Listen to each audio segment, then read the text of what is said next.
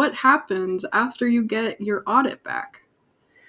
Yeah, so typically you'll get back the results of an accessibility audit, which are usually a big giant spreadsheet full of all of the accessibility issues that were found on your website.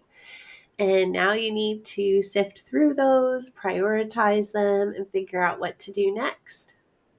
If you have thousands of issues, how do you tackle them? Yeah, so you need to prioritize them because there are going to be issues that have a bigger impact than others. And so you want to figure out what those are. Most of the time, when you get the list of issues back for your accessibility audit, they will have a severity of some kind associated with them. So if I have a medium severity issue that's happening on every single page, I would probably consider that to be a higher priority to fix than a really high severity issue that only was happening on one page. Because one of them, everybody's going to be encountering it constantly, and it's going to be a real barrier and a real problem. And the other one, maybe it's on a page that doesn't even get that much traffic, and so only a few people are actually running into it. So you definitely want to think about how often is it happening, how popular are the pages where the issues are happening. So you can look at your traffic data, Google Analytics data and things like that to figure out which pages are high priority pages. And you also want to think about important content on the site.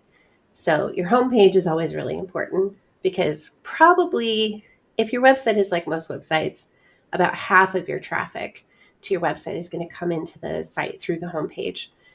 And even the people who don't come in through the homepage are likely to still visit it at some point. So most of your site visitors are going to see your homepage. Other important pages are things like pages that have settings or preferences.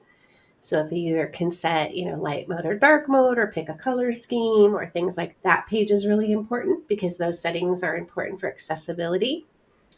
If you have legal pages, like your terms of service, your privacy policy, your accessibility statement, those should all be high priority for accessibility. If it's an e-commerce site, your whole cart functionality is a priority because you really want to make sure if people are coming to your store that they can buy something. And also any forms, so contact forms, comment forms on blog posts, things like that would also be a high priority for accessibility. Anything that allows users to interact with the website in some kind of way.